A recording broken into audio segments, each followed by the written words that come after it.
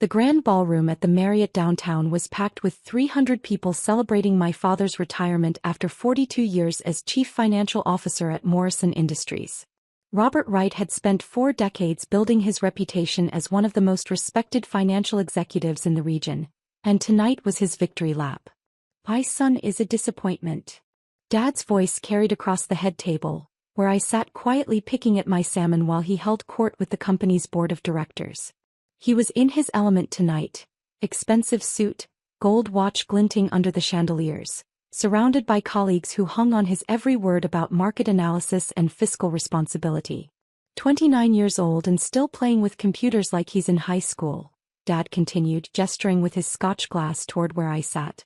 "I keep hoping he'll grow up and get a real job, but some people just aren't cut out for success." The board members nodded politely, though I could see some of them shifting uncomfortably in their chairs. My sister Jennifer, sitting to my left in her designer cocktail dress, gave me a sympathetic look but said nothing. She'd learned years ago that contradicting Dad at public events only made things worse. I took another bite of my dinner and checked my watch. It was 8:23 p.m. on a Friday evening, which meant the final paperwork for the Quantum Systems acquisition should be completed by now. My legal team had been working around the clock for 6 months to structure this deal, and today was the day everything came together. "You know what the problem is with kids these days?" Dad was saying to Morrison CEO, a distinguished man in his 60s who'd worked with Dad for over a decade. "No work ethic. No understanding of what it takes to build something real. They think success comes from staring at screens all day." I pulled out my phone discreetly, checking for updates from my team. The acquisition had indeed closed at 6:47 p.m. Eastern Time, exactly on schedule. Quantum Systems, the artificial intelligence company I'd built from nothing over the past 7 years, was now officially part of TechFlow Corporation's portfolio for $4.2 billion in cash and stock. The largest tech acquisition of the quarter. Possibly the year.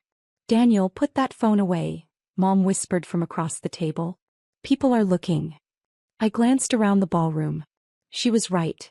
Several people at nearby tables were stealing glances our way, probably wondering why the guest of honor's son was more interested in his phone than his father's retirement celebration. Above the main stage, a large TV screen was displaying a slideshow of Dad's career highlights, photos from company picnics, awards ceremonies, board meetings. The same screen would later show the congratulatory videos from colleagues who couldn't attend tonight's event. "The thing is," Dad continued, his voice getting louder as the scotch took effect, "some people have it and some people don't. Take my daughter Jennifer here. She's a marketing executive, pulls down 6 figures, drives a BMW. She understands success. But Daniel..." He gestured dismissively in my direction. "Daniel thinks tinkering with computers in his garage is a career." Jennifer squeezed my arm under the table. "Dad's had a few drinks," she whispered. "Just ignore him." But I could see the other guests listening now. Morrison Industries employed over 3,000 people and many of them were here tonight. They were hearing their respected CFO publicly dismiss his son as a failure, and some were clearly uncomfortable with the display. My phone buzzed with a text from my assistant. "CNN will announce the acquisition on their 9 p.m. business segment. Should I try to delay it?" I glanced at the TV screen, which was still cycling through Dad's career photos. In about 37 minutes, depending on the news cycle, this would get very interesting. I typed back, "Let it run as scheduled." The master of ceremonies, Morrison's head of HR, approached the microphone on the stage. "Ladies and gentlemen, we're about to begin the formal program celebrating Robert Wright's remarkable career. But first, let's take a moment to watch some congratulatory messages from colleagues who couldn't be with us tonight." The lights dimmed slightly as the TV screen switched from the photo slideshow to video mode. Several recorded messages played from former colleagues and business partners, all praising Dad's integrity, intelligence, and dedication to excellence. I had to admit the tributes were impressive. Dad really had built something meaningful over his 4 decades in corporate finance. He'd helped Morrison Industries navigate 3 recessions, multiple acquisitions, and the transition from a regional manufacturer to a multinational corporation. "You know what I'm proudest of?" Dad said during a brief pause between videos, his voice carrying to nearby tables. "I built my career the right way. Hard work, dedication, playing by the rules. No shortcuts, no get-rich-quick schemes, no chasing after the latest fad. He looked directly at me. That's what real success looks like, Daniel. Not whatever it is you do in that garage. I nodded politely and took another sip of my wine. Around us, the celebration continued, colleagues sharing stories, old friends reconnecting, the Morrison Industries family coming together to honor one of their own. My phone buzzed again. This time it was my chief technology officer. Financial Times wants an exclusive interview about the AI breakthrough that made this acquisition possible. Also, the White House Innovation Council called. They want you to speak at next month's Technology Summit. The White House. That was new. I was composing a response when the recorded video messages ended and the screen switched back to live television. The MC had intended to move on to the formal speeches, but the TV was still displaying CNN's evening news broadcast. And in business news tonight, the CNN anchor was saying, one of the largest technology acquisitions of the year was completed today when TechFlow Corporation purchased Quantum Systems for $4.2 billion. The room continued its conversations, but I noticed a few people near the front glancing up at the screen. The acquisition centers around Quantum Systems' revolutionary artificial intelligence platform, which industry experts say could transform everything from medical research to autonomous vehicles. The company's founder and CEO, 29-year-old Daniel Wright, will join TechFlow's board of directors as part of the deal. The conversations at nearby tables were starting to die down as people realized they were hearing news about a $4.2 billion deal involving someone named Daniel Wright. Wright built Quantum Systems from his garage in Seattle 7 years ago, turning it into one of the fastest-growing AI companies in the world. The platform now processes over 2 billion data points daily for clients including NASA, Google, and the Department of Defense. Dad had stopped mid-sentence in his conversation with the CEO. Several board members were staring at the screen, then looking at me, then back at the screen. What did they just say? Jennifer whispered. The CNN anchor continued. Industry analysts are calling this the deal of the decade, with Wright's artificial intelligence algorithms representing a breakthrough that could revolutionize computer processing speed by up to 400%. Mom's wine glass was frozen halfway to her lips. Dad's face had gone completely white. The acquisition makes Wright one of the youngest billionaires in the technology sector, the anchor concluded.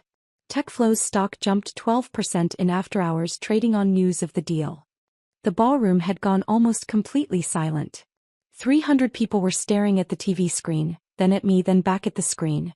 The only sounds were the gentle clink of silverware and the hum of the air conditioning system. The MC, clearly flustered by this unexpected development, fumbled with his microphone. Ladies and gentlemen, we're having some technical difficulties with our presentation. Let me just. But nobody was listening to him anymore. Every eye in the room was on me. Daniel, Dad said slowly, his voice barely audible, are they talking about you? I set down my fork and straightened in my chair. Is that? They're talking about me. The silence that followed was so complete I could hear my own heartbeat. You sold a company for $4 billion? Mom whispered. $4.2 billion, I corrected gently. Though the actual value of the technology is probably closer to $8 billion. TechFlow got a good deal because they were willing to close quickly and offer stock options. Dad was staring at me like I was speaking in a foreign language. But you work in a garage. I started in a garage, I replied. 7 years ago. Now we have offices in Seattle, Austin, Boston, and London. About 1,200 employees worldwide. Jennifer was scrolling frantically through her phone. Daniel, there are articles about you in Fortune, Forbes, TechCrunch. How did we not know about this? Because none of you ever asked what I was actually building, I said simply. You saw someone working with computers and assumed it wasn't serious. The Morrison Industries CEO leaned forward in his chair. Mr. Wright, Daniel, I have to ask, when they mention NASA and the Department of Defense's clients.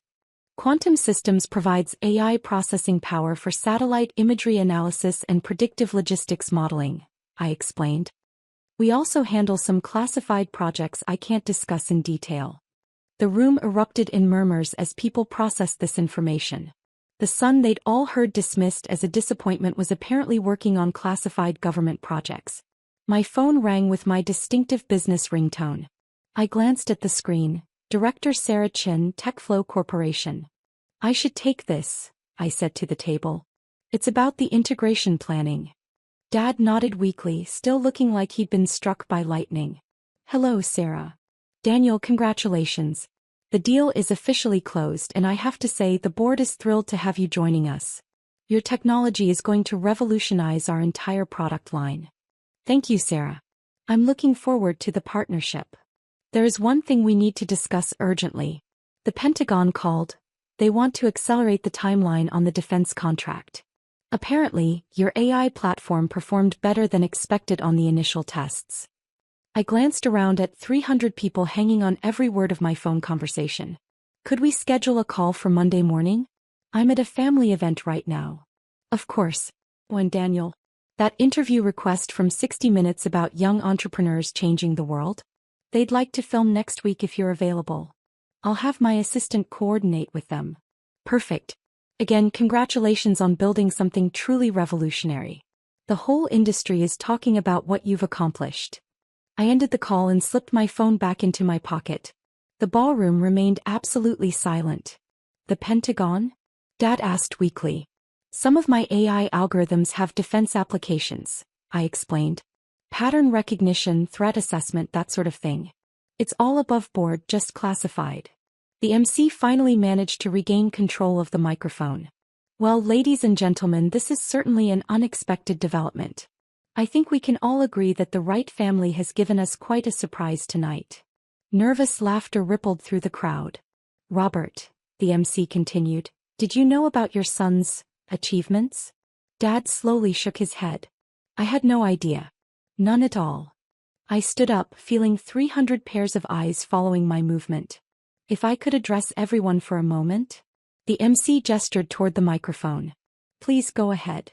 I walked to the stage, the same stage where Dad's career highlights had been celebrated just minutes earlier. The room was so quiet I could hear my footsteps echoing off the marble floor. First, I said into the microphone, I want to make something clear. Tonight is about celebrating my father's remarkable 42-year career at Morrison Industries. He's built something meaningful and lasting, and that deserves our full attention. Applause scattered through the room, though people still seemed stunned by the evening's revelations. Second, I want to address the obvious question. Why didn't my family know about quantum systems? The answer is simple. I wanted to build something real before I talked about it. I wanted to prove that my work had value beyond my own opinion. I looked out at the crowd of Morrison Industries employees, many of whom had worked with Dad for decades. My father taught me something important, even if he didn't realize it. He taught me that real success isn't about getting recognition. It's about creating value. For 7 years, I focused on building technology that could solve meaningful problems rather than building a reputation. Dad was crying now, tears streaming down his face as he realized what he'd been dismissing all these years. The artificial intelligence platform we built processes medical imaging data that helps doctors detect cancer earlier. It analyzes climate data that helps scientists predict and prevent natural disasters. It assists NASA in planning missions that expand our understanding of the universe. The room was completely captivated now. So when my father called me a disappointment earlier tonight, he wasn't wrong. I have been disappointing to anyone who measures success by appearance rather than impact. I paused, looking directly at Dad. But I hope that starting tonight we can measure success differently. By the problems we solve, the people we help, and the positive change we create in the world. The applause started slowly, then built to a standing ovation. Not for me, but for the idea that success could be quiet, meaningful, and focused on contribution rather than recognition. I walked back to our table where Dad was waiting with open arms. Daniel, he whispered as he hugged me, I'm so sorry. I'm so incredibly sorry. It's okay, Dad. You taught me to work hard and build something real. I just did it in a way you didn't recognize. As the formal program resumed with speeches celebrating Dad's career, my phone buzzed with messages from reporters, investors, and government officials. But I ignored them all. Tonight was about family. The business could wait until Monday. But as I sat there listening to colleagues praise my father's integrity and vision, I realized something important. We'd both spent our careers building something meaningful. We'd just done it in different ways, in different times, using different tools. And now, maybe we could finally understand each other. The CNN story was still running on the TV screen above the stage, cycling through clips of my Seattle office, photos of the quantum systems team, and graphics showing the AI platform's capabilities. But for the first time in 7 years, I wasn't watching the news about my company. I was watching my father finally see me for who I really was. And that was worth more than any acquisition price.